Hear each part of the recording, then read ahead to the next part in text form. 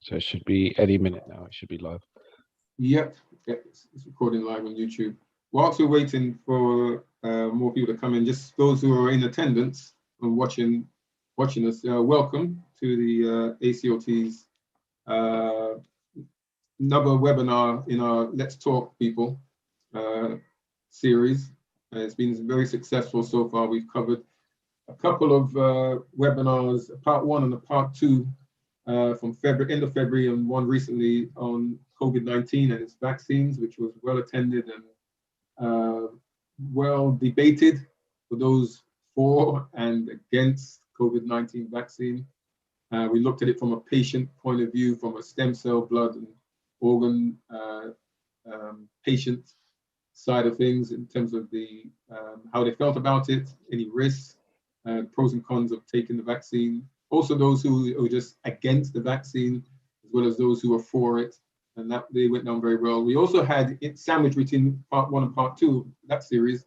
We also had Black People Let's Talk About Organ Donation webinar on the anniversary, the first anniversary of the changing law on May the 20th. And again, well attended, and it was well received. We had patients from an organ donation point of view, and physicians talking about the why they feel they should take it or should not take it. And again, we had some people representing the alternative voice, those against taking the COVID-19 vaccine. And so on this one, as I'm just waiting for a few more people to join us, this one is about blood donation,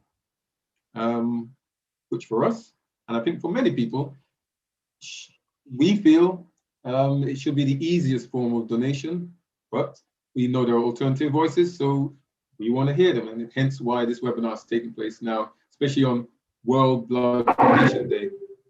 Okay, and you want to take over as someone's asking for the link? I should send them the link.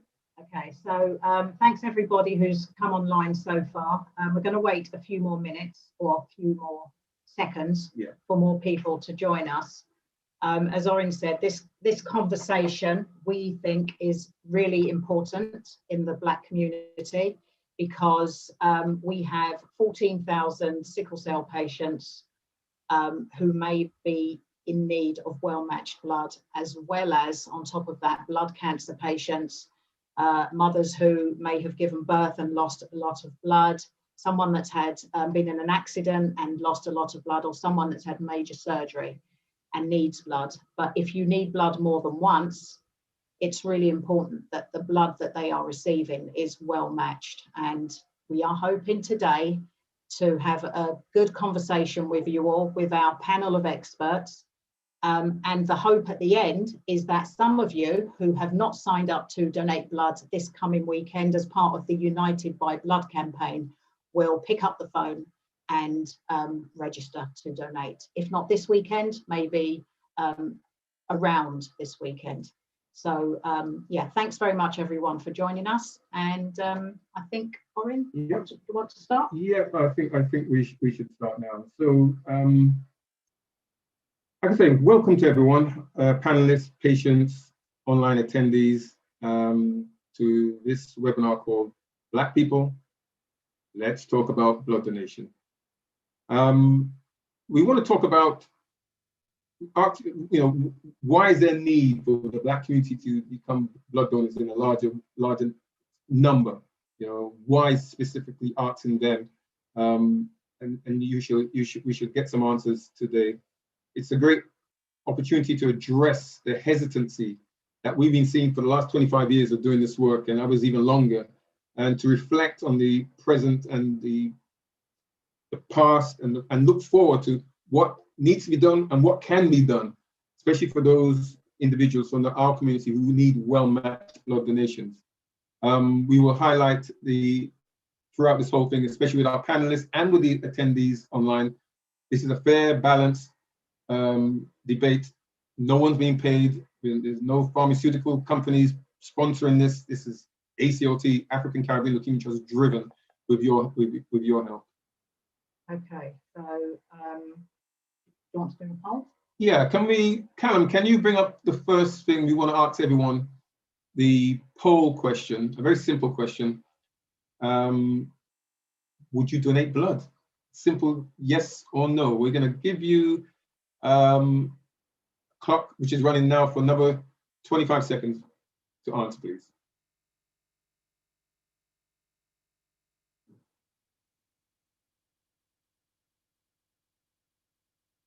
Be completely honest, people. Just say what's in your heart. Yeah. Whether you can or not, if you know, would you donate blood?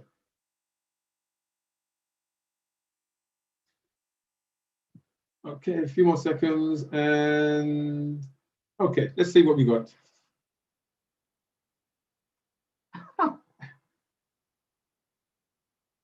Okay. Pretty good, pretty good, pretty good.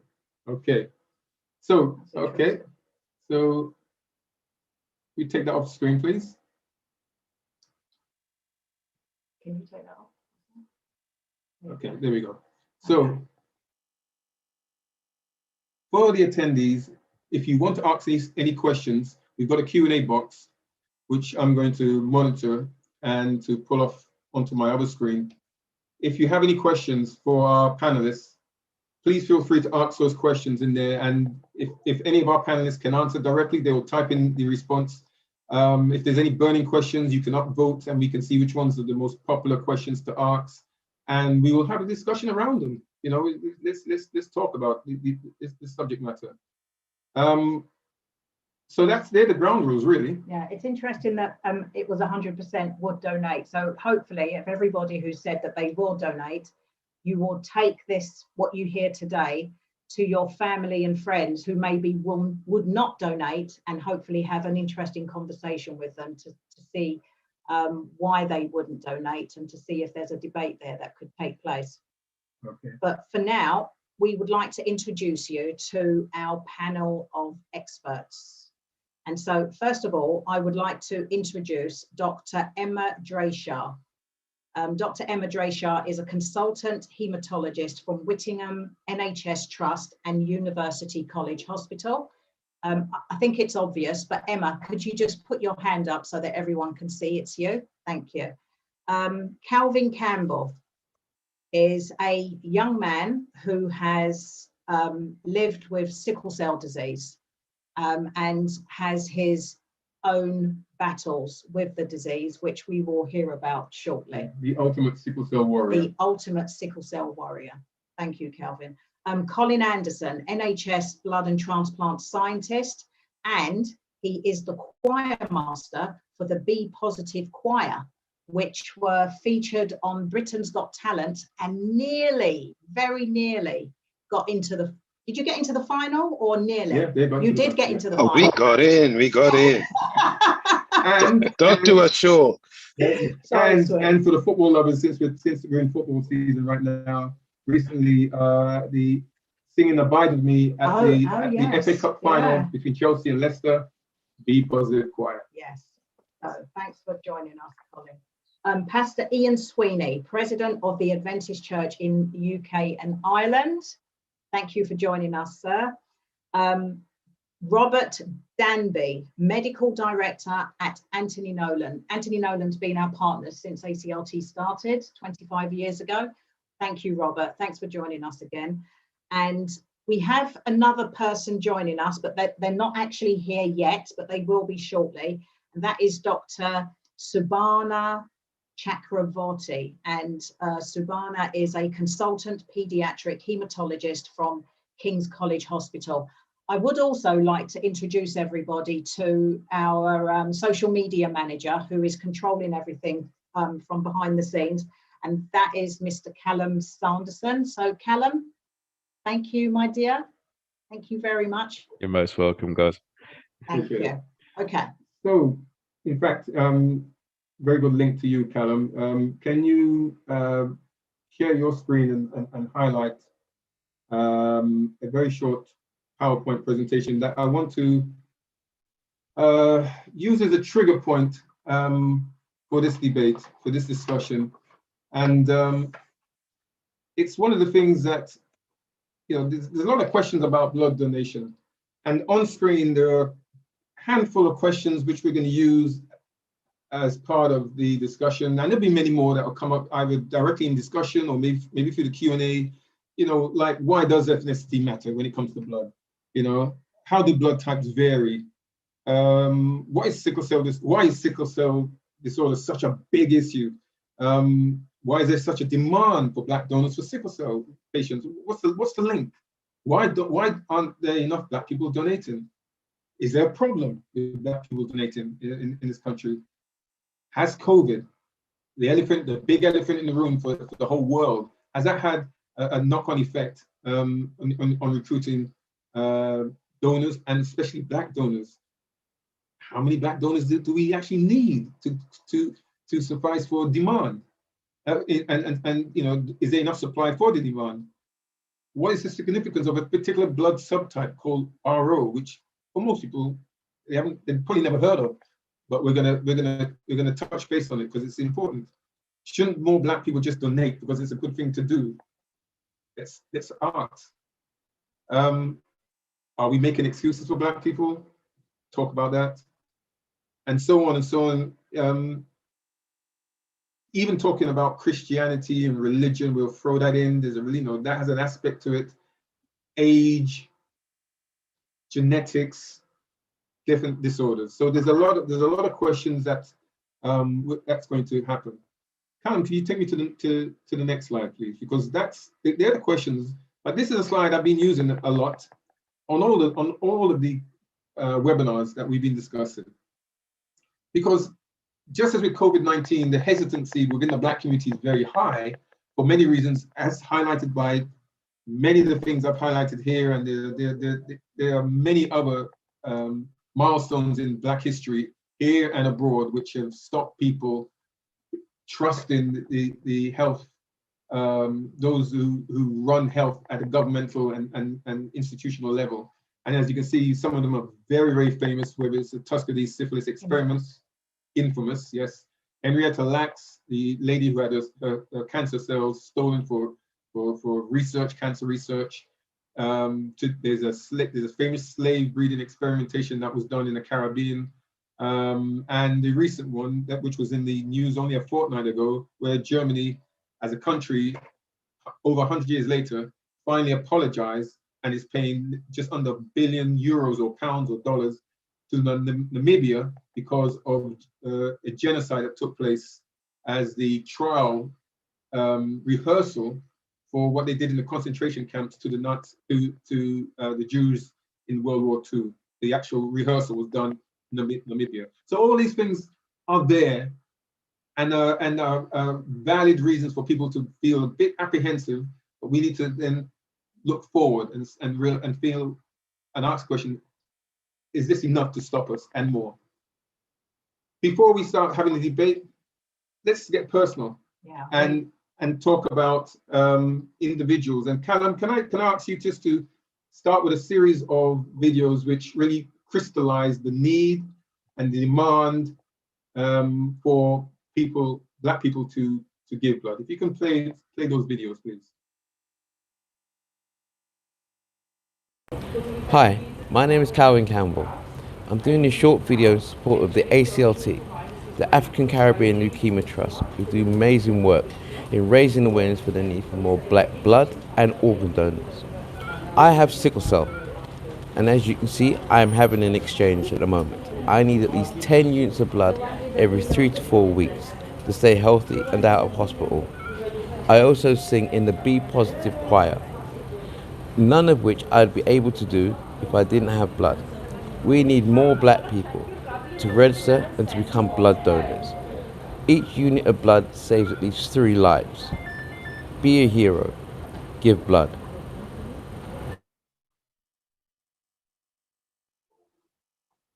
Bless you, Calvin. Bless you. If you can keep playing those videos. Yeah. Go for it.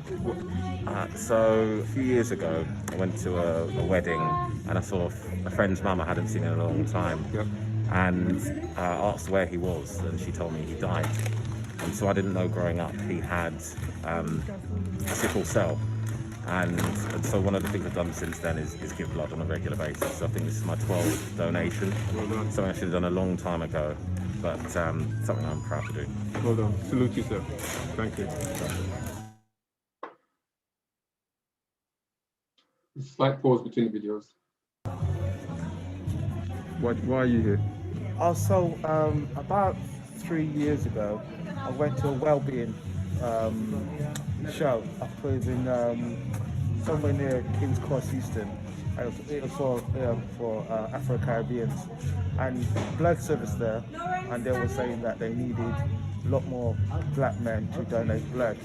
So I said, okay, you know what, I want to do a change, I want to do something positive for my community. So hence I'm here, I've been giving blood ever since. Brilliant. Yeah. Well, thank you so much for you. being here and making a difference. Yeah. Much respect. Thank you.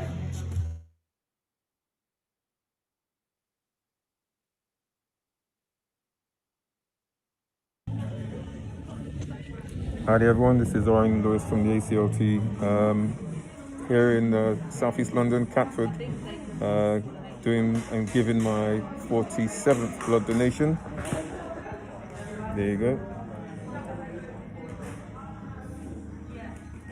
And really good vibe. There's quite a lot of black men in here, really representing. Really proud of the guys standing up and saying we want to give to help our own. And yeah, it feels good. Hopefully this has inspired many more of us to come through and do this despite the pandemic. This is something we can do, we can all do, by any means necessary. ACLT.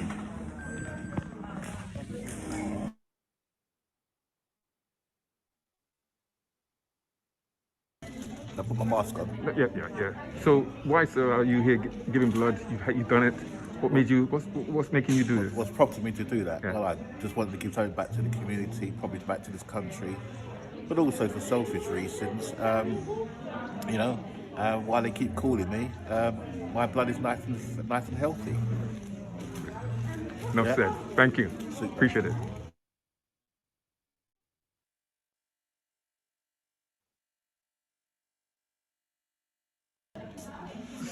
So you've just given blood. How was the experience? So, to be honest, it always feels good to give blood. It's always really well organised. The staff are always really nice.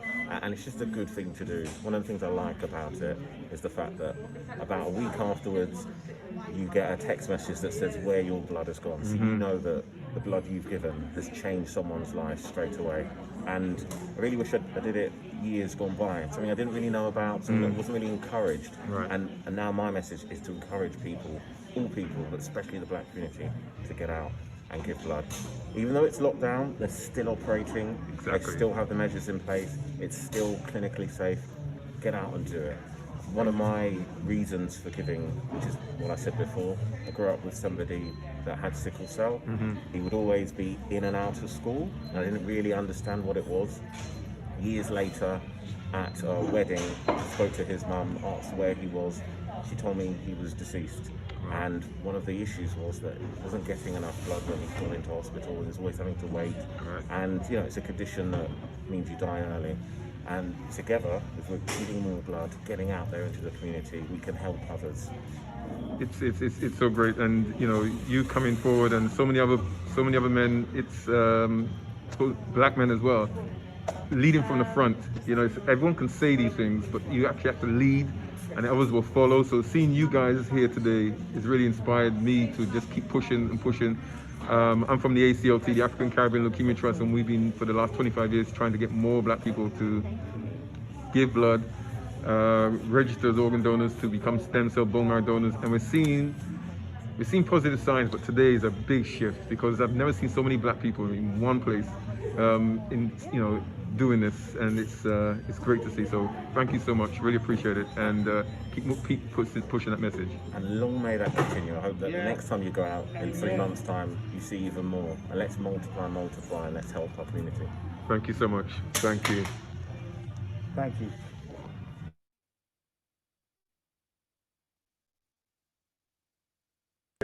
So how was the experience of donating blood? Oh yeah, it was a really fantastic experience. I've donated before previously. Yeah. But what made me donate today is that I got an email from the blood transfusion service saying that my blood subtype was rare, Right. and it's needed. Uh-huh. It was reading. So I was confused. Said blood subtype. So I googled it, and what transpires that my blood type is used to help sickle cell. RO. Yeah, RO. Yes. And that was one of the main reasons I've really donated blood, because I wanted to help the black community, especially like sickle cell sufferers, as I know a few people who've got sickle cell, and I know how painful and devastating it is for their lives. So that was my hence, me wanting to do it, and Thank you. and everything as well. Thank you. And on cue, there's a young black man who's just walking through as well, just to show it, to represent. This is great. Yeah, today, because this is one of my local centres, and today has been the highest percentage of black people I've seen donating blood, especially black men. Yeah. Which is really nice to see. Brilliant. Well, thank you so much. I see you got one of our ACLT cards there. Yeah. And thanks for assisting us. And to ever, especially black men, please come and donate. You know what I mean? Don't listen to the myths. Don't listen to the story. We can affect change. Be the change you want to be in the community by acting first. Thank you. Thank you. That, for me, says a lot. Be the change you want to be. I love that. It's for me, it's a great opener as to what can be achieved against all expectations. And you heard it themselves. And welcome to Dr. Sabara Chakraborty. Thank you for joining us. We're going to start off now this open discussion about the need, and we're going to start with Calvin. Yeah, we're going to introduce Calvin Campbell into the conversation. As we said when we introduced everyone, Calvin is a sickle cell warrior, and Calvin's going to just give us a flavour for what sickle cell means to him, and also how blood transfusions transform his life. So Calvin, thank you for joining us. Thank you, you're welcome. My name is Calvin Campbell. I have sickle cell SS. And mine kicked in at 6 months old. So since 6 months old, I have been in pain every single day of my life. I have never had a single day, not 1 second, without pain. Sickle cell affects your life in more ways than just pain. It's how it informs how you educate, how you deal with other people, how people see you. Sickle cell has a huge impact on my life. I've spent more of my life in hospital than I have out. And prior to starting the exchange program where I received blood, I was spending on average every year between 6 to 8 months, every single year of my life in hospital. I'd never traveled, there's lots of things I'd never done. And being on the exchange program and having blood, the difference it makes is profound. The fact that I also sing in the Be Positive Choir, and prior to a couple of years ago, I'd never left the country, never been anywhere, never done anything, and I managed to travel for the first time, get on a plane, and do something that brings me more joy than I could possibly explain. And one of the reasons why I joined the choir was to say thank you to people who give blood, because I personally can't go out and shake everybody's hand. So if I can do something that brings joy and reminds people of why they should give blood, and also inspires people with sickle cell to be more positive in their life, not to look at their life as a glass half empty, but as a glass half full. I've had a lot of difficult challenges. I had sickle cell ulcers, which meant that everything from just below my knee to the soles of my feet, all the skin, most of the flesh, down to the bone, it looked as if it had been dipped in acid and was dissolved. I lost the ability to walk for a couple of years. Woke up one day in ITU and I couldn't move, couldn't feel anything below here, and had C2, but I had a wheelchair. So I was stuck in hospital for 2 years and 8 months, 2 years of that, without ever leaving the hospital. I became diabetic. I've also had osteomyelitis, which is an infection of the bone, where the bone just dissolves. which meant that I had to have several painful operations on my left arm, because my left arm was literally stuck in that position for years. I've been blind, and I mean completely blind. Remember at primary school, looking at the blackboard, teachers telling me, and it was an amazingly sunny, like it is now, it was an amazing sunny day.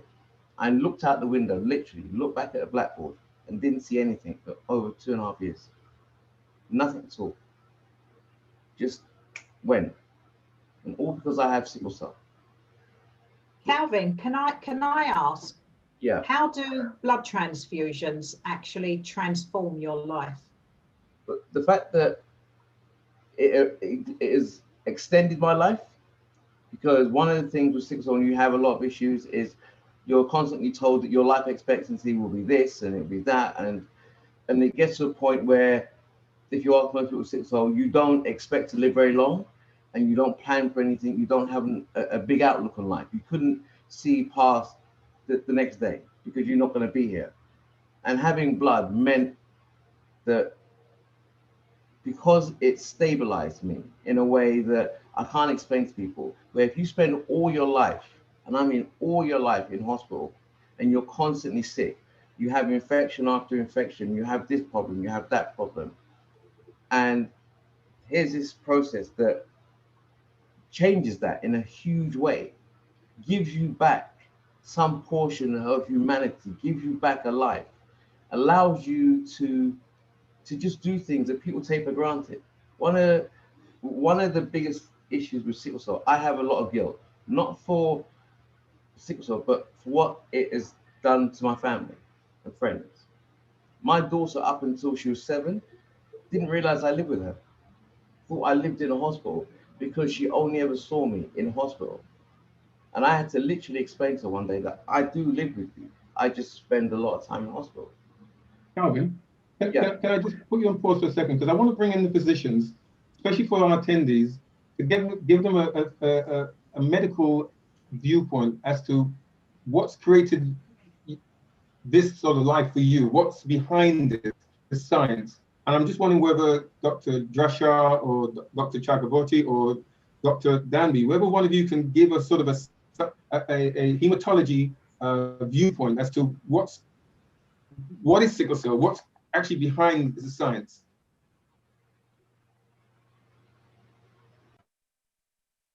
Any takers? You're on mute, Robert. I'll go first. Sickle cell is caused by change. Pardon? Sorry, go on. Go ahead, Emma. Emma? Emma, can you hear us? I think Emma's frozen. Okay. Dr. Chakraborty. Sabana, Okay. Okay. I think we're having a few technical issues, Emma. Can you hear us now? Okay. Whilst Emma's sorting herself Sabana? out, Sabana, can you jump in? Yeah, sorry, Emma. I think we're having problems hearing you. So I think the question from Oren was, what is the science behind sickle cell disease? So there is a lot of information that's come through about the science of sickle cell disease, but the fundamental thing that happens is that the red blood cells, so it's a condition that affects the red blood cells, but that's where it starts. But it actually then, because red blood cells is one of the fundamental things that we have to allow us to live, because it carries oxygen, so you can find red blood cells absolutely everywhere. And that's why I think, as the effect of the abnormality of the red cells, it could affect any part of your body.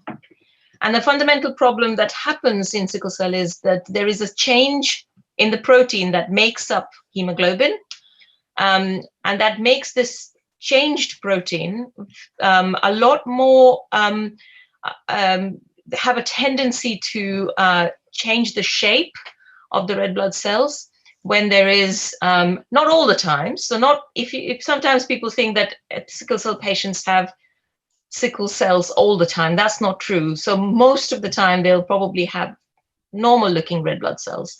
But in certain situations, such as if there is low oxygen supply, or if the person is very ill, if they've got an infection, or various other reasons, you might the cells become abnormal shaped. Sickle is a very old-fashioned word. I don't think anyone really sees a sickle anymore, but it's basically a crescent moon shape.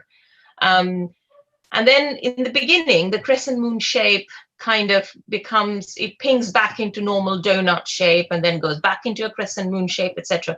But then there comes a time when that no longer happens. So then the cell is kind of destined to remain sickle shaped, and then it gets removed by the either removed by the spleen if it's still there, and if not, it can break down within the bloodstream.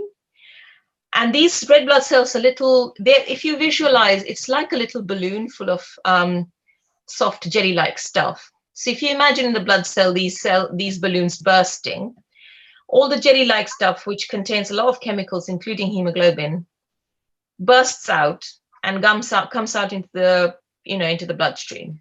And they contain some toxic chemicals as well. So on one hand, you have all these sickle red cells, which are abnormal shape, can't really flow very properly. It gets stuck into the blood vessels, so the blood flow is blocked. So remember, red cells carry oxygen. So if the red cells are not moving, downstream to that blockage, you get oxygen lack, the lack of oxygen supply.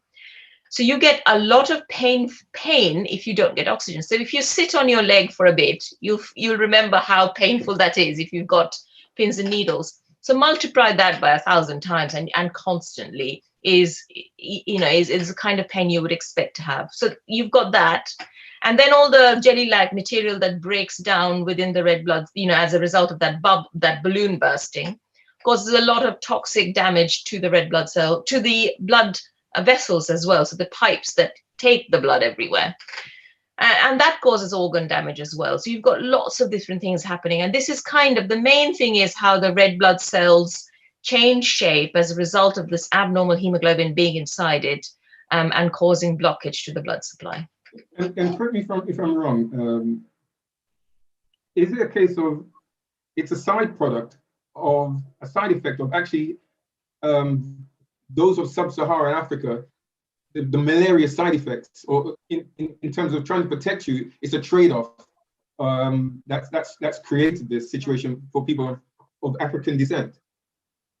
Yes. So if you've got trace, so AS, so if you've got so about half of your red cells containing this changed hemoglobin, it is now very well established that protects you from dying of malaria. It doesn't protect you from getting malaria, but it protects you from dying of severe malaria. So in some ways, this is a sort of paradox, because on one hand, you've obtained a change which may or may not be good for you, but actually having that change gives you an advantage over people who are even normal AA blood.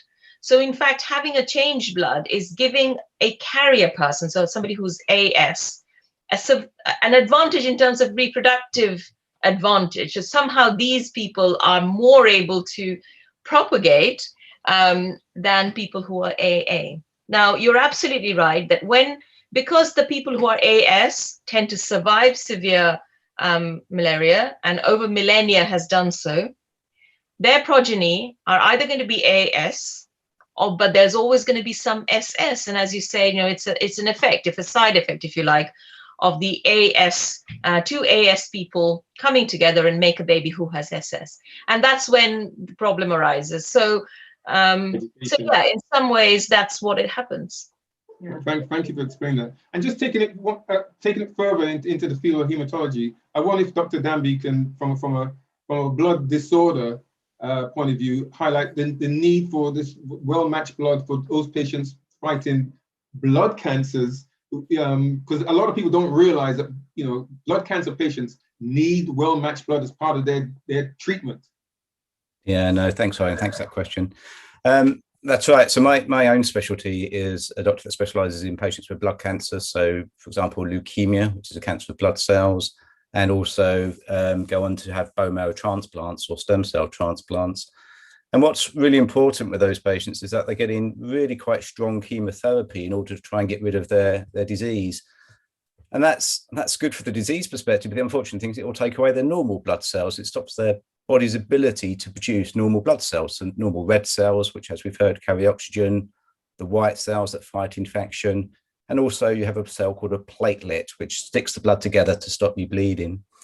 And these patients can have low blood counts for 6 to 8 weeks at a time after each cycle of chemotherapy. And so what we have to do with the transfusions is to support them, and we need to keep them above a minimum level to minimize the risk of complications, such as the risk of anemia, and as I mentioned, the risk of bleeding.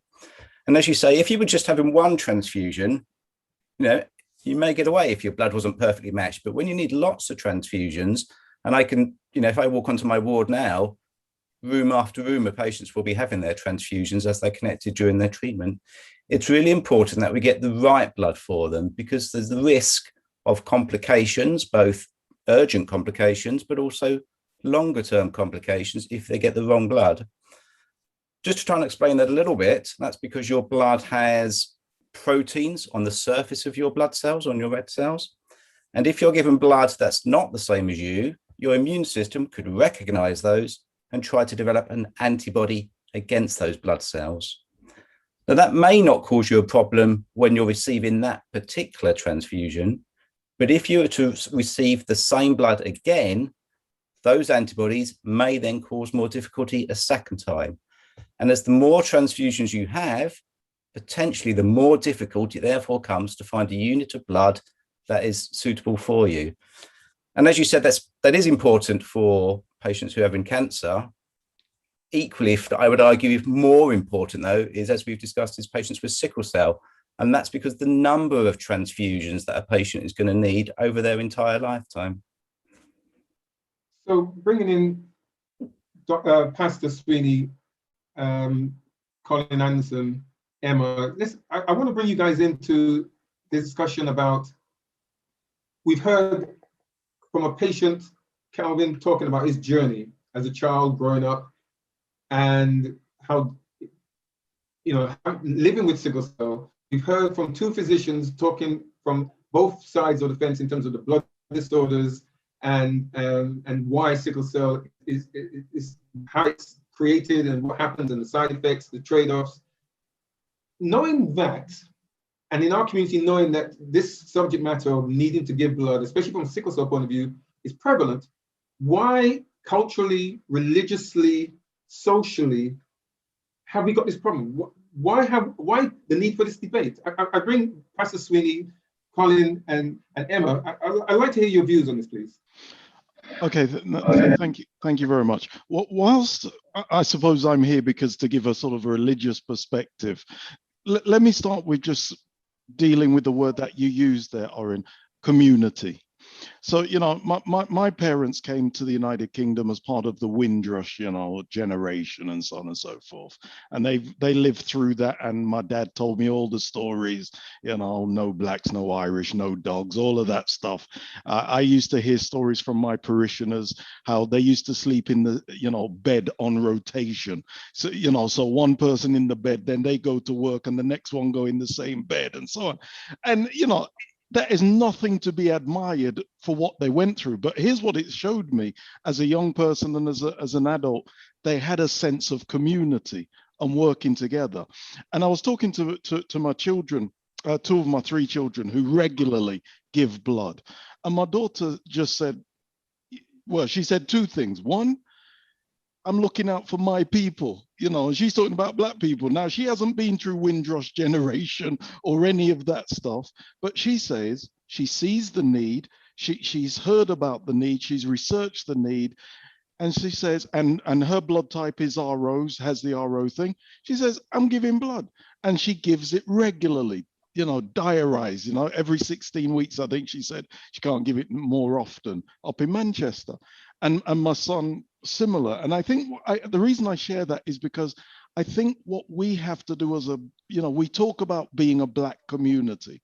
And I think being a black community is about looking out for others, And just doing that, it doesn't cost us except a little bit of time and so on, and maybe, you know, feeling a bit woozy, you know, after the donation, but you can get a sweet tea and you're right as rain again. And I think that's one of the things we need to engender a little bit more of. You know, let's deal with community. Let's not talk about how everybody's trying to oppress us, kill us, do away with us. They may be realities, but community is what our, you know, my parents showed us. And I think we need to have that community experience. Or, you know, everybody talks about how we can take, you know, I'm sick and tired of reading the stories how we take each other's blood as a Black community. Let's give the positive story. And I'm really pleased because it is a story that we give blood. We don't just about taking blood. We're a community that are giving. And so let's highlight that as well. Rant over. Thank you, Ian. We've got Colin Anderson with us from NHS Blood and Transplant, and it's wonderful, Ian, what your son and daughter are both doing. And I suspect that maybe some of that has come about through the teachings that maybe you've given them about the subject matter, which kind of got them to appreciate how important blood donation is. But from an NHS blood and transplant point of view, unfortunately, we are not seeing enough of our people donating blood. And it would be really nice to hear, Colin, from your point of view of being on the inside, what is the situation and what is it that we need to do to turn this around? Well, good evening, everybody. Thanks very much for that, Beverly. The situation is, I was just about to say dire, but I don't want to create too much, you know, but I think the doctors and Calvin have already stated how much it's needed. The problem being that we, at the blood service, we need as much blood as we can get from as many different people, many different communities, diverse. That's it.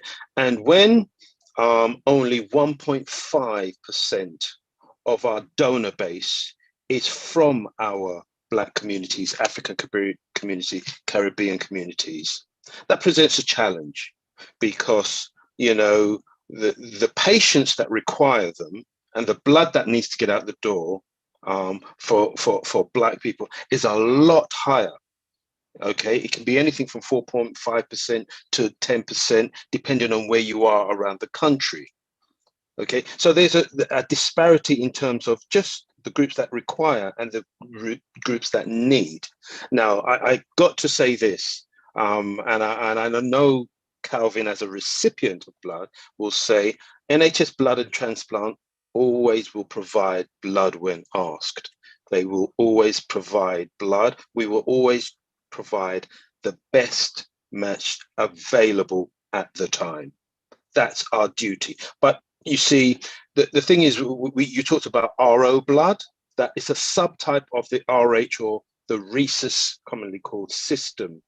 You see, what happens is, and I used to be a scientist in immunohematology, and I used to have to cross-match blood for people with sickle cell and we're in crisis. And I'll be honest and open with you. When I heard at night, I was on call and I got called out, and it was a person with sickle cell who required blood, I would say to my wife, I'm going to be quite a few hours out, because there wasn't enough blood groups from the different people from the Black community. So what would happen, what NHS Blood and Transplant has to do is to dig into its other groups, and especially we all hear about the emergency blood, O negative blood.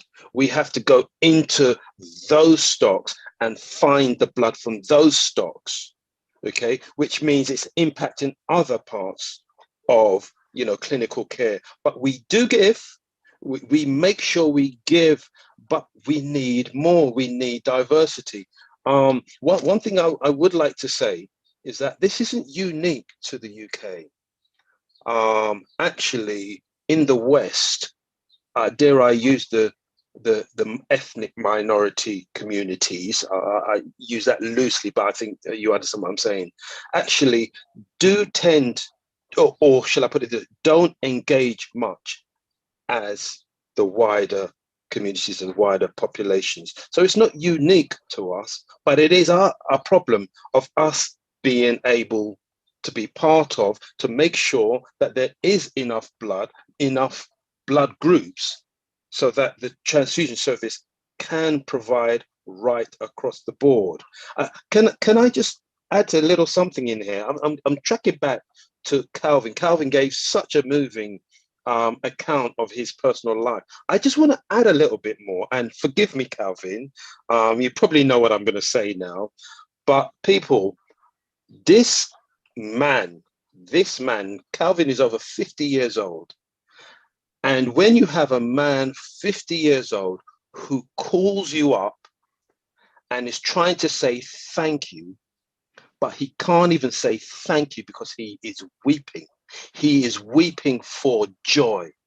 He's weeping for joy for the opportunity he has now had, because people are giving blood. The opportunity for him to behave like a crazy guy, walking up and down the plane, taking pictures of seats, taking pictures of the toilets, because he's been on the plane for the very first time in his life. And that's all because people have decided that they are going to give. I've seen people do cartwheels when the day before, literally the day before, we had to be pushing her around in a wheelchair. It makes a big difference, and everybody's blood matters. And there's a big thing about awareness. I'm sorry, I'm getting excited now. I'm sorry, I'm just passionate. No, it's fine. No, it's fine. Go, keep going, Colin. It's just that when I go out and I speak and I share, there's this lack of trust. You've highlighted that, Pastor Sweeney. There is a lack of trust, but it's not trust with us. It's just trust with institutions. Generally, you said that, Oren, and that's transferred to the blood service. That's transferred to organ donation when it doesn't need to be. We've got to dissociate that.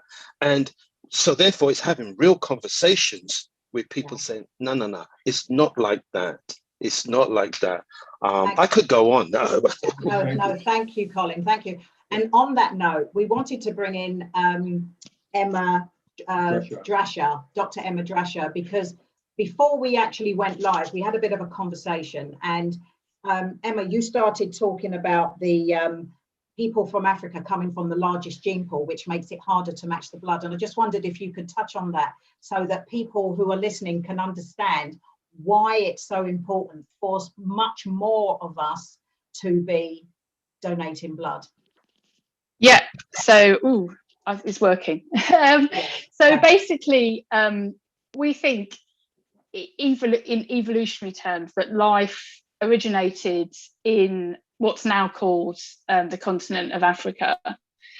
And as people have migrated out from Africa, so the people have got less diverse, basically. So because the diversity is there, though some changes in the gene are more common, like sickle cell traits or the change in the gene that causes sickle cell, there's a lot of massive amounts of diversity. And one of the big areas of diversity is the proteins, the genes that encode the proteins that are on the surface of each of our red blood cells. And this is what makes it harder to match blood from people of African heritage, because there are some blood groups, like Colin was referring to, that are more common. So there's a special protein called the Duffy protein that's on the surface of some people's red blood cells. But in West Africa, hardly anyone, I think it's 90% of people, lack this specific protein. Again, the reason for that is because we're coming back to the malaria gets into the red blood cell is via that protein. So, life's been an amazing thing. People have managed to evolve and change, you know, to avoid that. But the problem is a lot of people who are of Caucasian origin are definitely positive. So if you give that blood to someone like Calvin, then there's potentially a risk that he'll develop an antibody against it. And then that means that will make it so much harder to get blood for him in the future. Quite a few of my older patients, before we were quite so savvy about blood transfusion and the science of blood transfusion, they'd dealt with a lot of antibodies that they'd have acquired over time, which then meant that that whole treatment option is sort of removed from them. And we've heard from Calvin how much it's revolutionised his life. It's also revolutionising the lives of children who are in increased risk of stroke, you know, being given transfusions to prevent stroke. So it's yes, part of it's dealing with complications in sickle cell, but also it's about trying to prevent complications in patients as well, so that people can have the best quality of life that they.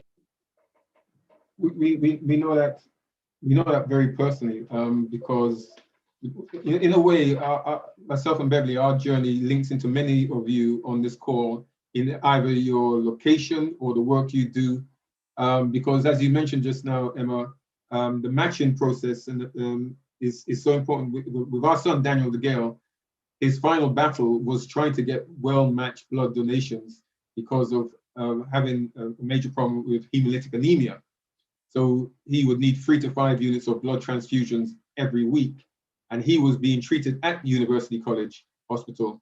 And it's a case of, and I think Colin, you will be no better than anyone else, the matching, the difficulty that was going on behind the scenes for someone like Daniel to get well-matched blood. And we would be asking the physicians at the hospital, why the delay? You know, you mentioned this morning that he needed a blood transfusion. We're that late at night and it still hasn't come through. And we were being told at Edgeware, we're having a major problem matching Daniel's blood. So, and his problem wasn't to do with sickle cell. It was just the fact that he had another condition that needed well-matched blood. Not enough Black people donating, cause and effect.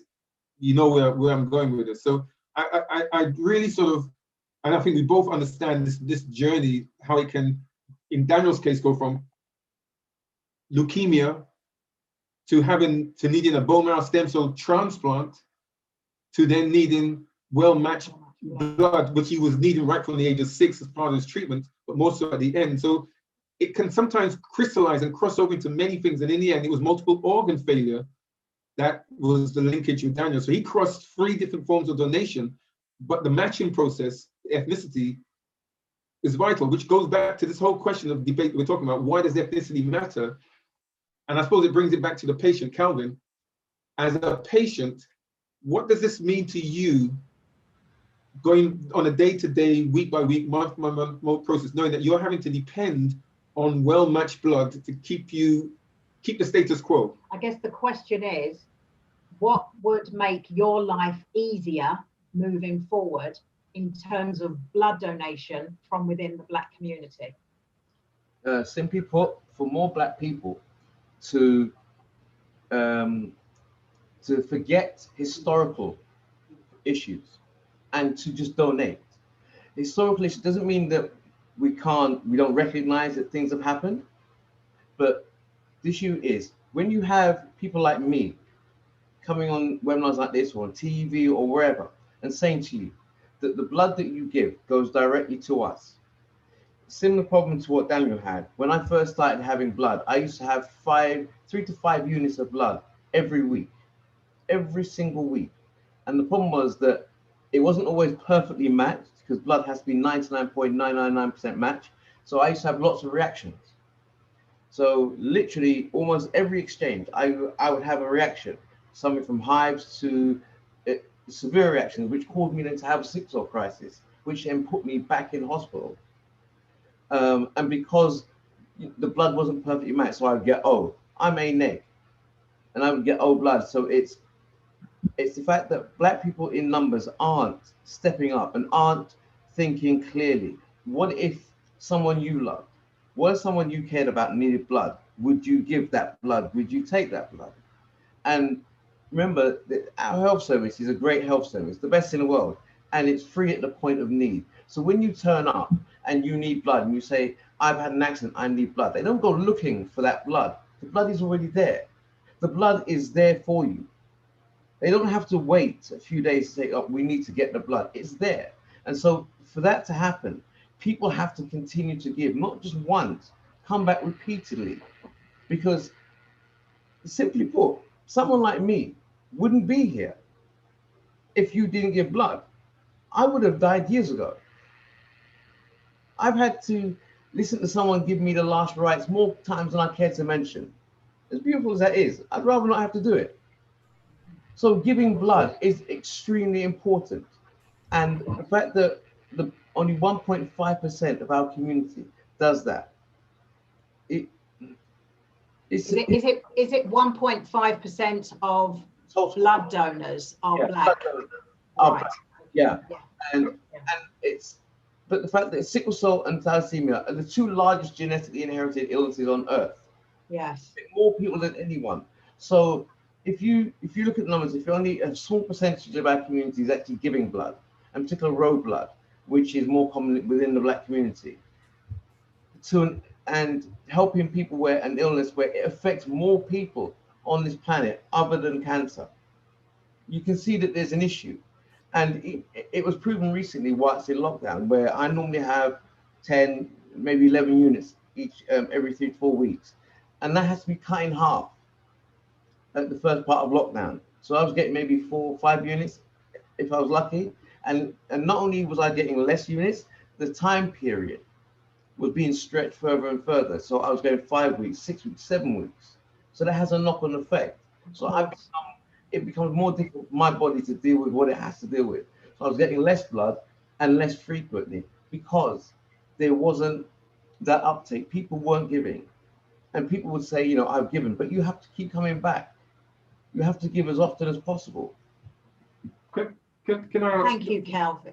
Thank you, Calvin. Dr. Chakraborty, being based in King's College Hospital, South London, which is a very highly concentrated, diverse community, especially with a lot of people of African Caribbean descent, are you seeing, from a pediatric side of things, are you seeing a lot of demand for blood donations for those patients, especially from those of our background? We do have a very, we have a large number of patients, children who are on transfusions, or we have a large number of patients come to our clinic. But with I would say about at least 6 or 7 years ago, we would probably have, say, just as a sort of number, we probably had about 30 or 40 children receiving regular blood transfusions in our department. So that would be blood transfusions, between 2 to 4 weekly, and maybe 2 or 3 bags at a time. But in the last 5 or 6 years, there have been some changes in the treatment of sickle cell disease. So increasingly, we are, initiating hydroxycarbamide, which is another medicine that can be started much earlier in life. We are also able to switch some of the transfused children onto hydroxycarbamide if it's safe to do so, and that's based on new evidence that's come through in the last few years, which has meant that certainly in the pediatric side, we're using less blood amongst our sickle cell population that we used to even 5 or 6 years ago. So things are constantly moving, but it doesn't mean that we don't use blood. We still have a core group of children who are very likely to require blood even when they move to, when they go on to adult services. Yeah. Can one of the experts explain to our listeners what a blood exchange is? Because you've got blood transfusions, but what are blood exchanges? So what we used to do was just do what we call a simple top-up transfusion. So that's, the same transfusion that a lot of people will see on the telly, on casualty. Someone comes in after an accident, bag of the red stuff goes up, blood in. The issue with that is that what we're aiming to do, particularly in sickle cell disorders, is reduce the what we call the S percentage. So that's the fraction of cells in that person that are S cells, so cells with the S hemoglobin in. And if someone's hemoglobin's about 80, we might give them a couple of units of blood. We're only going to get that S percentage down to, at best, possibly sort of 70, 75%. And that's not necessarily going to have the positive beneficial effects on that person. So Redstone Exchange is a bit like a kind of dialysis machine, looks a bit like a dialysis machine. So you have, the person has 2 cannulas in, 1 out, 1 in. And the red blood cells are spun off, but in like a bit like a giant salad spinner, and collected in a bag. And then the hemoglobin A red blood cells come in the other side. And it's what we call a closed circuit. So it's not like, you know, blood's going anywhere else. And this could get the S percentage really low. So we might aim to get someone's what we call post-exchange S percentage down to as low as 10, 15%. And sometimes, as Calvin said, that can take quite a bit of blood, 10 to 12 units, depending on the size of the person. And so Redstone Exchange is great because you get lower S levels, but also you can end up using more blood compared to a simple top up. The other advantage of exchange is that you're not iron loading. So with each unit of blood, it's iron going in as well. And obviously for someone like Calvin, who's on exchange sort of every 4 weeks, or transfusion every 4 weeks, if that was just top up transfusions, he'd need to be on medicine to reduce those iron levels, just like my thalassemia patients have. But with the exchange, we're getting that low S percentage, and hopefully not all, okay, I'm not going to lie, not all patients, but a significant number of patients can avoid having to take what we call the iron chelation treatment on top of the transfusions. There you go.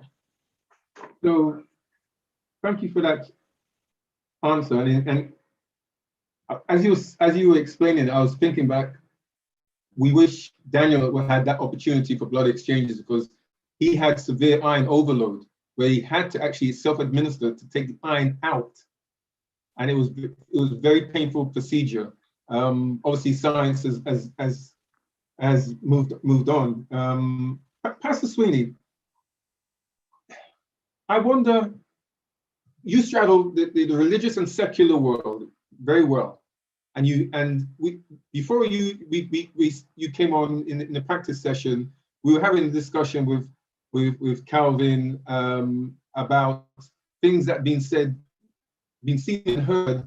Actually, at a registration drive we did back in the day at the Lambeth County Show, I think it's called County Fair. Lambeth Country Fair. Where Brockwell Park, where Calvin was working with us and went off to a group of young black people not too far away from where we were, and they were from the religious church, black religious church.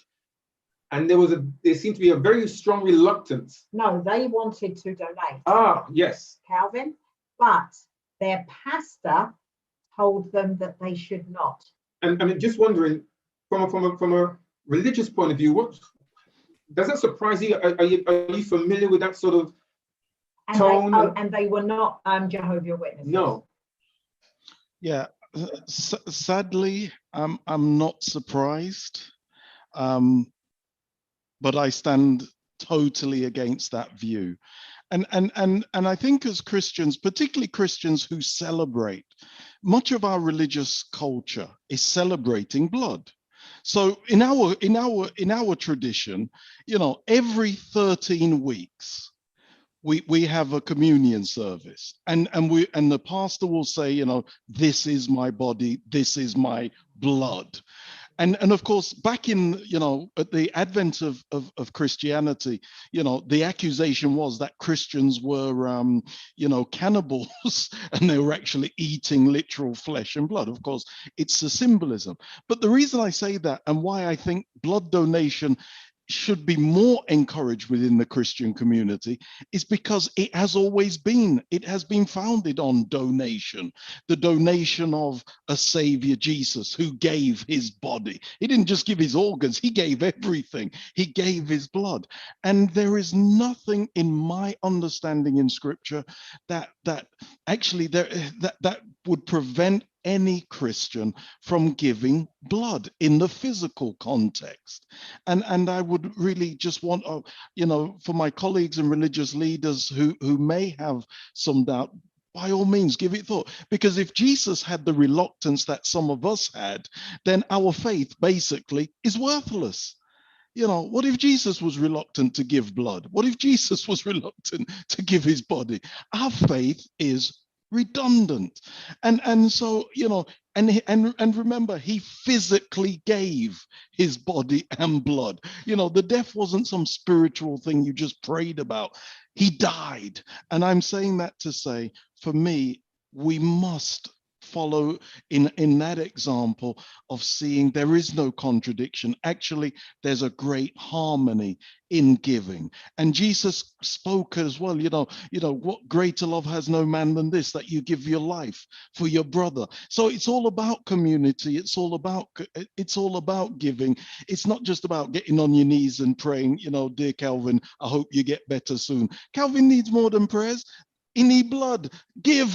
That's my view. I'll tell you what, Ian, we could have done with you at the Land of Country show when we were there with this stall across from us, where the lead pastor said, no, we're not. I mean, I wasn't aware of it. Yeah, I was. It's a good thing I didn't, because I would have probably gone over there, but I would not have been able to be as eloquent as you in explaining, actually, no, we should be doing this. So thank you. Thank you so much. And bringing in Robert, from a blood disorder point of view, has the present day climate with COVID covering, enveloping everything, is it having a causing effect in terms of blood transfusion reaching those patients in need? Has there been a tail off? Has it caused a problem? Yeah, as you can imagine, really, when COVID first started sort of really taking effect, and we're talking almost 18 months ago now, I can't underestimate the amount of work that was going on behind the scenes, because I think someone said earlier, you've got to remember that blood is very much about a supply and a delivery sort of process at the end of the day. When you donate blood, it's not that you donate one unit and that's it for the rest of humanity. You need to donate regularly. And just to give you some examples, a pack of red cells, when you donate, they can last about 42 days at maximum. Better to go in earlier, but they can last. Platelets have a 5-day shelf life on average. So you can imagine you need to have this really rapid supply. And what we found with COVID is, understandably, people were concerned about going to a donation centre because they knew they would be safe in their own home or they're shielding. But why would you go into a community hall where there's lots of other people and a risk of getting COVID? And we really had to think carefully about, well, how are we going to keep this supply going? How are we going to make sure that the supply of blood is universal across the country? And there would have been a lot of discussions about areas where perhaps they've got less COVID and they would transport blood overnight to other areas to try and make sure you've got a universal supply. I think we were fortunate, because you've got to remember, most of the general public are amazing people, and they still did go and donate, and they still kept donating. And with the strategies that were put in place, we managed to keep the stocks and the supplies going. I don't work for the blood service, but my understanding is now we've come through COVID, the stocks are now improving much more.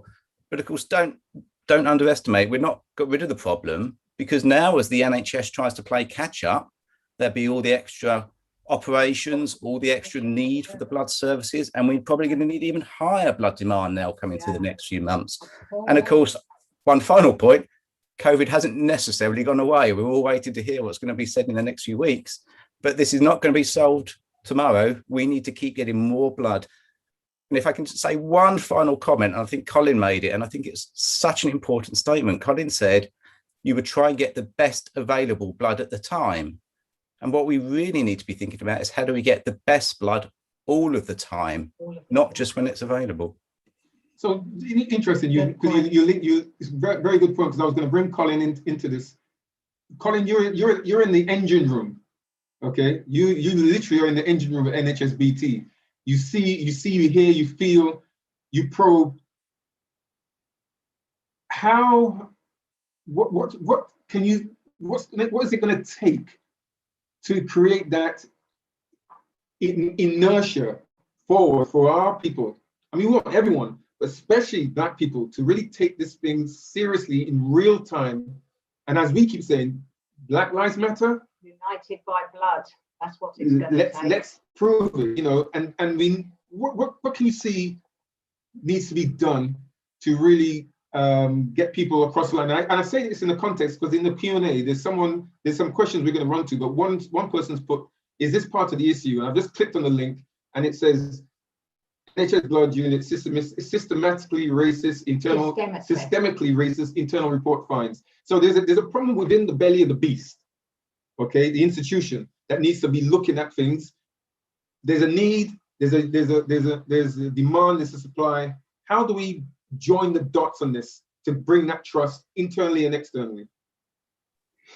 Well, it's interesting. It is multifaceted, and there is that report that showed last year, 12 months ago, that there was systemic racism within the organization. However, it's no different to other public bodies. Okay, I think we've got to recognize that. And also NHSBT is making the brave step of dealing with those issues. You can't deal with it if you don't acknowledge it being there. Many other organizations haven't gone anywhere near, you know, finding out, well, what's really happening. So within, absolutely, and NHS Blood and Transplant is currently, you know, doing things about our putting processes, our talking. Change is about change culture, and we all know that changing the internal culture of an organization takes not just months, it takes years, but it's the journey. So absolutely something is being done about that. But conversely, people on the outside of the organization shouldn't be in a position where they say, well, because that's happening inside, we're not going to give our blood. That does not help Calvin. That doesn't help Calvin. It is for our organization to do the best. As Dr. Roberts says, we have to do the best with the best. So give us the best. Pastor Sweeney, there's as a man of the cloth, and you believe in sharing the gospel with others. This is the challenge we have: sharing the gospel of saving life by blood, by giving blood with others. You did a poll at the beginning, and 100% people said, we will donate blood. So we're almost preaching to the converted here. But there are so many more, 10 times more outside, who just are not engaging, who refuse to engage, just don't know. And we, as an organization, have to find ways. And one of the ways we're doing that is now going into the community. We've set up a community investment scheme where we're asking organizations such as yours, ACLT, you've teamed up with Black Mums Up Front, Selfie for Life, and you are putting on something so that, and you're highlighting it within the Black community, because you are closer to the community than the institution that NHS Blood and Transplant is. So we're going into the community by actually reaching out to the community and saying, tell us how to do this.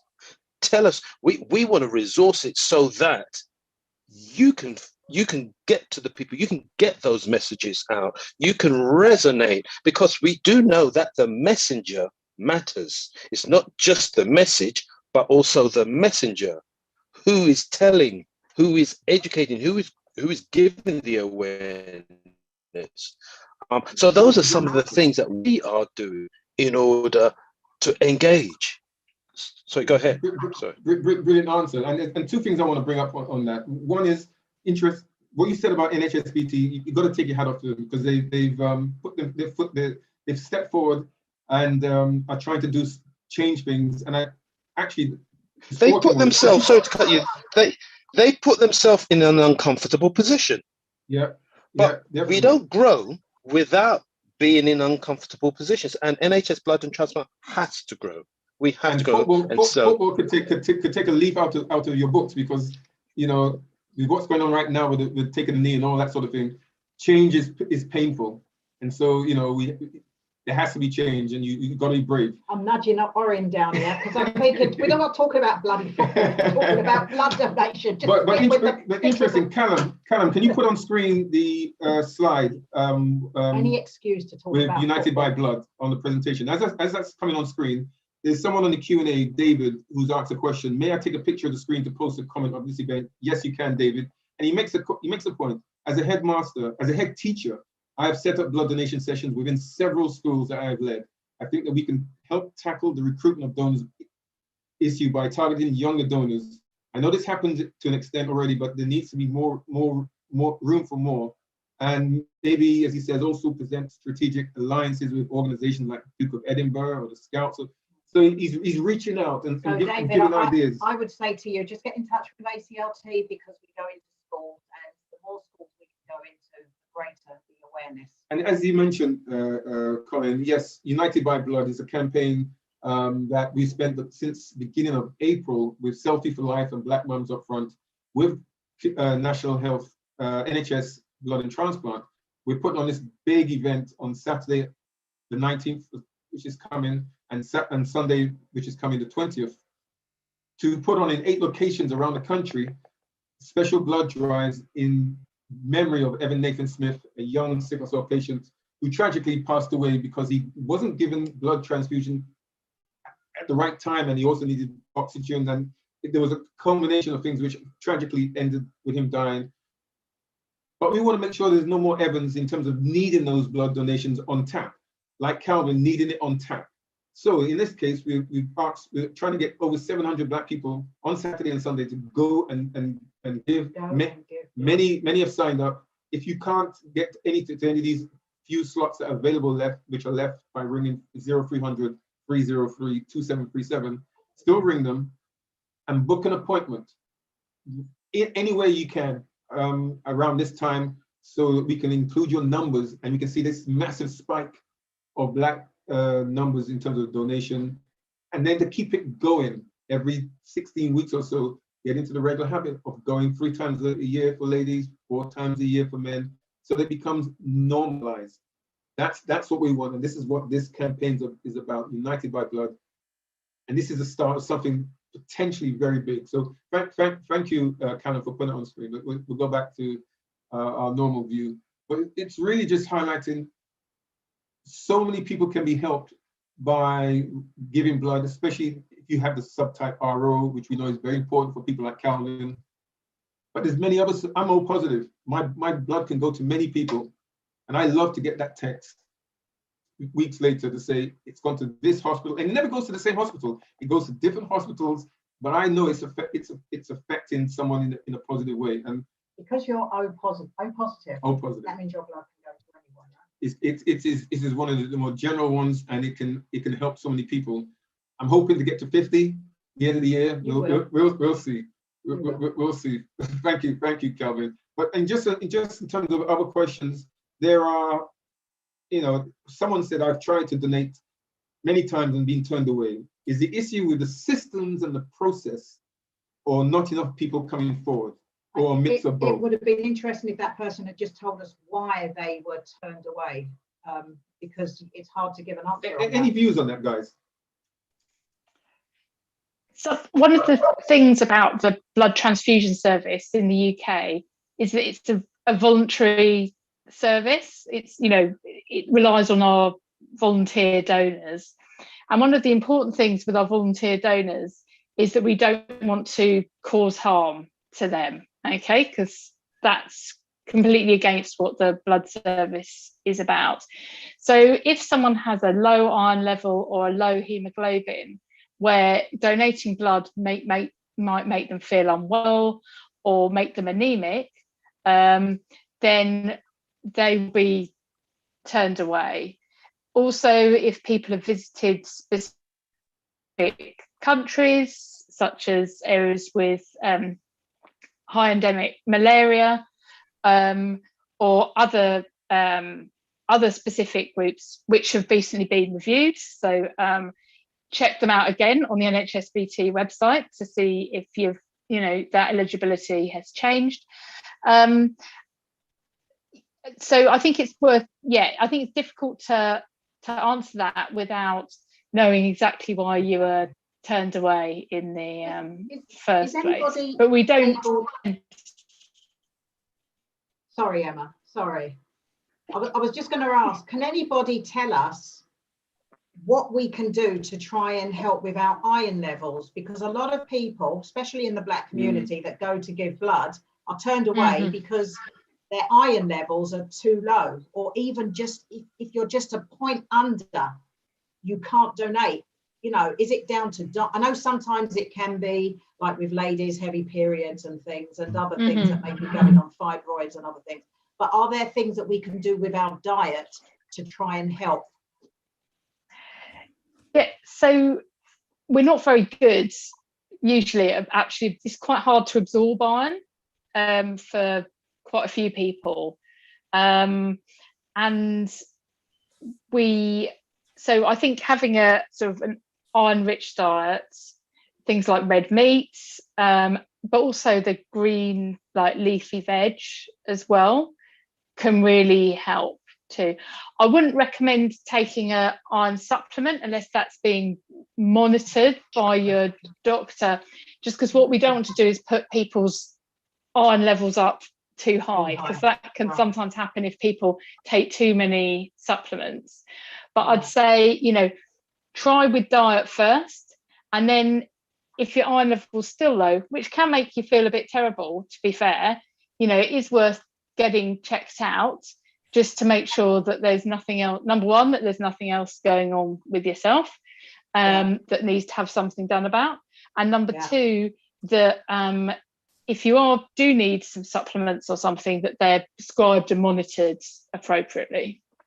Couple of people I spoke to in the week who have vegan diets. One person went to give blood as part of United by Blood, and Colin knows this, was actually turned away in the week because he's just started a vegan diet and suddenly realized that his iron levels had dropped.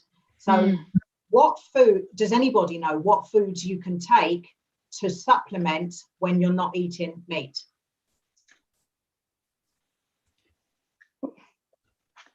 Oh, there's a question. Yeah. That stumped everyone.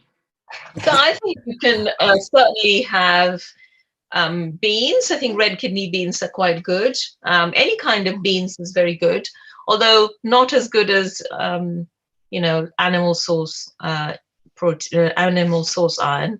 The other thing that to add to what Emma's just said about diet is it's quite helpful to have some vitamin C. So some sort of, if you take vitamin C containing foods, that would help enhance the absorption from your gut as well. So having, a squeeze of extra lemon in your salad might go a long way.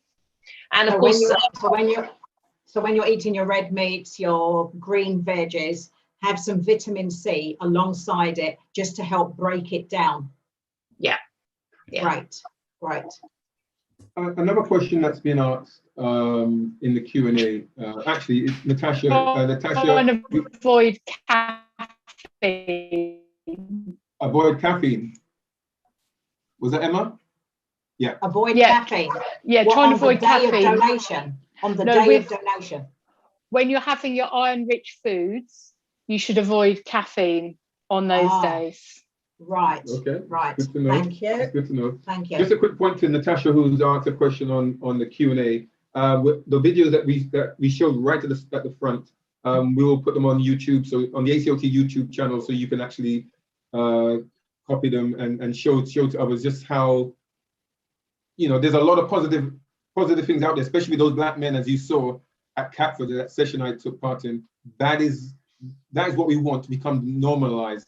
And, you know, so please feel free to share the videos that we'll put online for you. A question has been asked, and this is one that creates a lot of problems with when people go to give blood, especially those from an African background. This person said, I was asked to have my partner take an HIV test because he's from Ghana, and there is this question that's there about, you know, your sexual partners, especially if they come from the African subcontinent, and it puts a lot of people off. I just wonder if there's a view about that, because I know discussions are taking place about it. And what is the thinking behind it as well? Because I think people are very confused by that. One of the many barriers.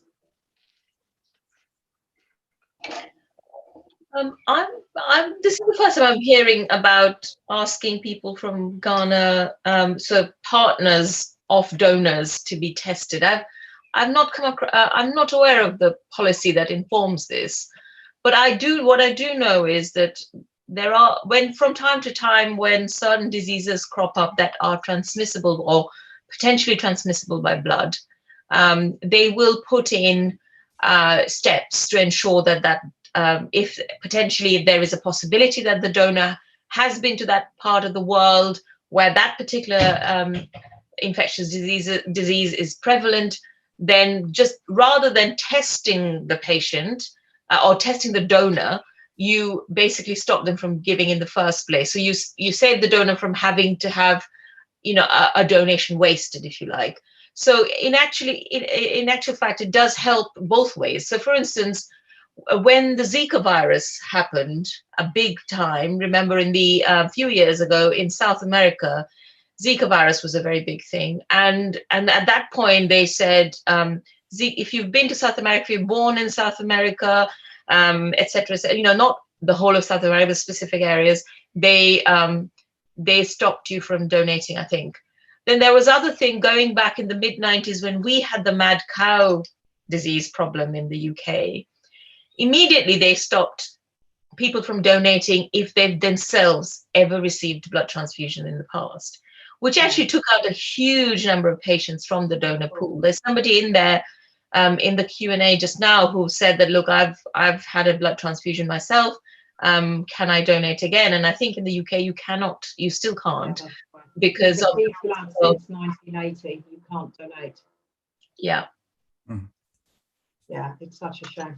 So in general, the general policy from an NHSBT perspective and as clinicians, it's to err on the side of caution. Now, in terms of, I agree with Dr. Sobrana that I don't know why somebody from Ghana is being required to take an HIV test. That doesn't appear, but you know, I can't comment on that. That doesn't appear to be standard. They are. That person tries again, Colin, to donate. Would you suggest that they go back and try again? Oh, absolutely, because normally NHSBT don't turn people away. We will defer people. We will say for a period of time, 4 months for tattoos if you've had a recent piercing, or you've traveled 4 months, 5 months, 6 months, and come back if your personal situation has changed. We don't like to permanently exclude, but what is most important is the safety of the supply. Right. That is the most important thing. And where, as I say, where we have to err on the side of caution, we do that. Now, I can say that when it comes to the questions around where you live in Central Africa, HIV, etc., that is currently being looked at by, I think it's SABTO, one of the organizations. They are looking at that and are working on and making sure that we have better questions that are more inclusive, but keeping the pool of donations safe. So that I've got to say that it's really important. And for things like low hemoglobin, it's for the safety of the donor as well. Absolutely. Yeah. I think it's more a point of, is there anything we can do to avoid low hemoglobin. Because Oh, I tell you, for every 3 people we speak to, I'm sure one of them will most likely have low HB levels. yeah. It is a big challenge that I have when we are encouraging more Black people to come, and we fill all those slots, and then a third of them have to be deferred. What I will say is a healthy diet. A healthy diet is really important. I will say that my family and members of my family regularly give, and they don't eat meat. Okay, it's having a regular, healthy, balanced diet. The people sometimes they change their diet and don't realize the impact it has over the next 3, 4, 5, 6 months. And can you imagine people? And it's often people who they say, right, I'm going to change and I'm going to be good and I'm going to do right for my body. And one of the things I'm going to do, actually, I'm going to become a blood donor. And they don't realize that it's had an immediate impact. They will come out over time, but it's had an immediate impact. It's difficult to do those studies that help to produce figures and give definitive times, when people say you can give blood at this time, you cannot give blood at this time, depending on your diet, etc. So talking, you mentioned figures, and this relates directly back to the patient, and in this case, Calvin, you represent the patient. When we talk about percentages, 1.5% Black people, really nail it down to real figures. We're talking 12,600 Black people give blood. That's a small football crowd. That is so minute. And when race and ethnicity counts, and when the largest growing blood disorder is sickle cell, then we have to become almost like urban guerrillas in terms of fighting a battle with ourselves, with our souls, with our minds, as well as our bodies on this, using religion, using social media, and all the other things we have. As a patient, what's your message to the audience, to tell the larger audience that's out there who are not watching and listening to this, what they need to do in real time to help you and so many people like you, so that we can change the dynamics and the whole behavior of our community going forward on health, on many more serious health issues that we don't have control of, but this one we do. Personally, I would tell people to, one, educate yourself first. Okay, if the reason you're not giving blood or donating organs is because you've heard this story or you heard this myth, the NHS is a great source, a resource of information. Places like the Sickle Society, the ACLT, you can find out the facts there. The real facts, not what you've heard someone share on social media or WhatsApp or something else like that. Those are myths. And simply put, if people like me, because not only am I an advocate for people to give blood, I also work for NHS Blood and Transplant. That's how passionate I am. I go out and I actually work for NHS with Colin, and I ask people to register. And when I say to somebody, would you like to donate blood? And they give me all the reasons that they won't give blood. I've heard this, what are they going to do with my blood? And I say to them, to their face, you're going to give it to someone like me. I have sickle cell. I also work for NHS, and it's going directly to someone like me. So how do I know that? Because I'm telling you. So whatever's holding them back, necessarily doesn't have anything to do with some of those myths. They've got, it's like an historical thing. Like I said, the pastor said, to people in church, where sadly we've heard. I personally have, like I said to you at the beginning, where there was a group of people who wanted blood and then turned around and said that they couldn't because their pastor had told them that they shouldn't, and things like that. So as a community, as people, we have to get over those things. We have to stop hiding the fact that our children have sickle cell, which does happen. We have to stop telling people to be ashamed of the fact that you have an illness. It's sickle cell disorder. I'm not a disease. Okay? The word disease I find offensive, personally. So I want people to give blood, simply put, because you're not just helping someone like me. You're helping someone if they have an accident, people who are pregnant. There's a million and one reasons.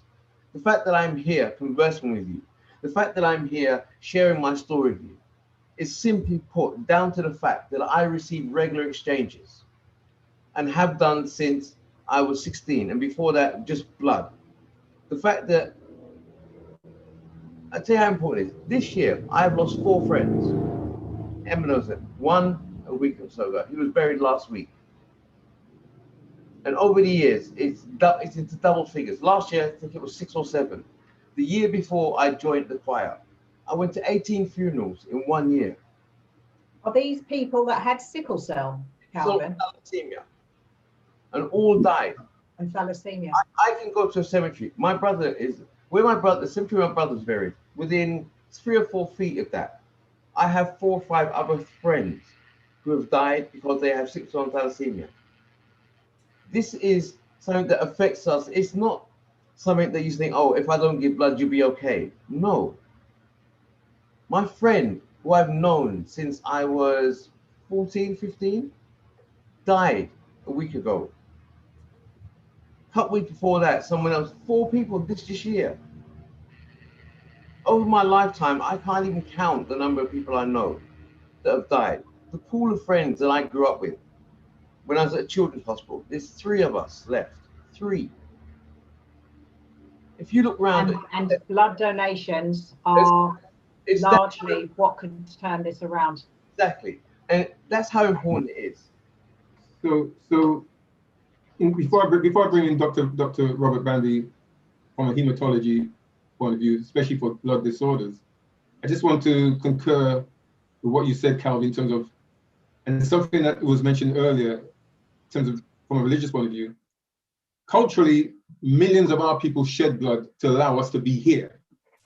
Okay, be here in the diaspora, and there's there's a percentage of people who are shedding blood on the streets.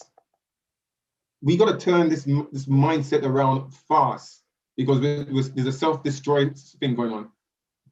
Dr. Denby, you look at hard, cold figures, and you look at patients on a day-to-day basis.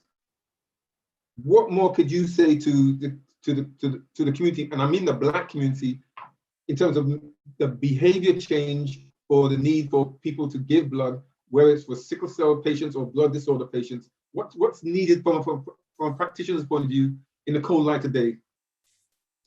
Yeah, simply speaking, I could not do my job if it wasn't for people donating blood.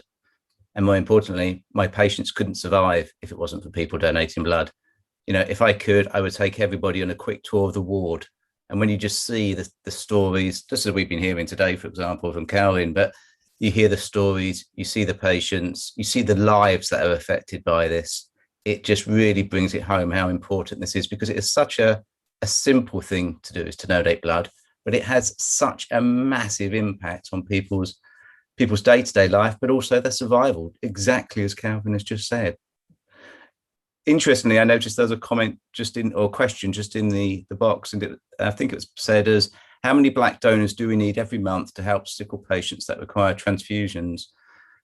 I think my answer to that would be quite simple. We need as many as we can possibly get, because remember, we need more blood for all those patients with sickle cell, but blood is not going to be wasted. So if there's blood out there, it will go to all the other people that need the blood transfusion. So I don't think we should even set ourselves of 1,000 or 10,000, whatever it is. Let's try and get as many as we possibly can. Yeah. And one final point, Owen, I've got one small criticism, or your statement about 12,500 is a small football ground. It very much depends on who your football team is, I think. Oh, dear. Bev, I'm going to take it away from football, but I totally agree with you, Dr. Robert.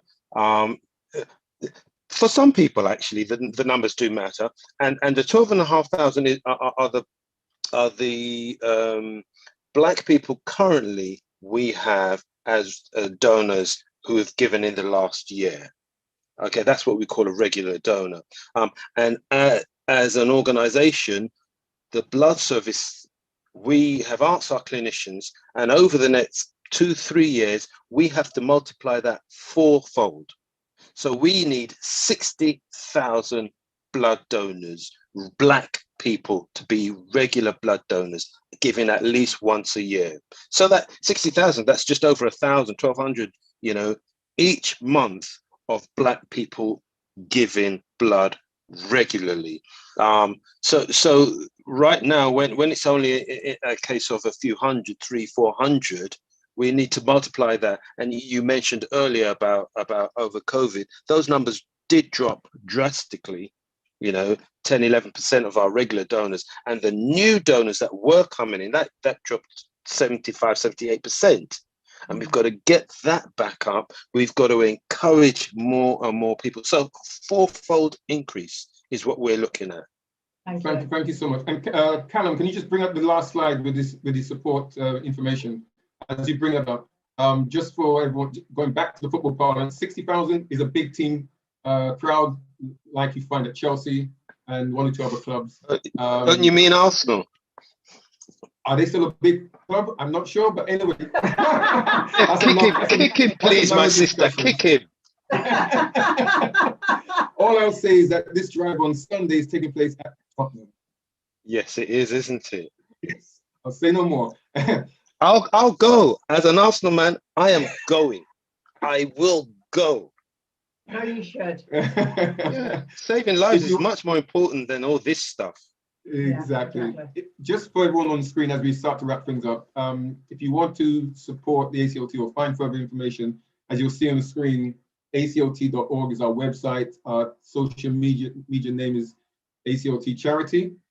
We've got the Caribbean and African Health Network, the CAHN, their website, cahn.org.uk. Our friends at the Sickle Cell Society, sicklecellsociety.org. You can find out a lot of information about the sickle cell disorder. And if you just want further information about the ACLT, what we're doing, aclt.org, ACLT Charity on social media, or just drop us an email on info@aclt.org. Thank you for that, Callum. Just as we come to the end, I really, on behalf of myself and Beverly, this has been a really transformative eye-opener in many ways. I think it's a shame we didn't get more people who are anti, but I don't know, these people hide when you want to have a real debate with them about these things, because they think it's not their problem. So why should I even bother? And Callum, can you just put up the poll question, the post-event poll question? We're going to ask the same question just to see if there's any change. I'm hoping there isn't going to be a change, because would you donate blood? Let's just click yes or no, please. Yeah, hopefully it's still 100% on that. And we're hoping that if you're saying yes and you are able to, and you haven't done so yet, that you would please consider booking an appointment to donate blood this weekend. We've got just a few appointment slots left, and it will be great to have you there. And if you run into myself or Noreen at one of those events, just come and say hello. Yeah, 0300 303 2737. Book your appointment. Yeah, and if you can't get to one of those 8 locations on the Saturday and Sunday, just book for any other time. Yeah, and one other little thing, and this is pointing to Dr. Barnby, that would help very much his patients and others. When you go to give blood, don't forget to ask about joining the bone marrow stem cell register, because you can click and you can literally kill 2 birds with 1 stone by giving 2 small samples. You mean that in the nicest way. Whilst you're giving a unit of blood, you can give a small amount to join the British Bone Marrow Registry and to be part of the, I think it's 2 million people in this country now who are on the bone marrow stem cell register. And again, ethnicity counts.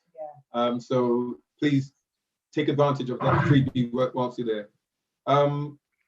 We'll take this off screen now. Right, so what's the stats?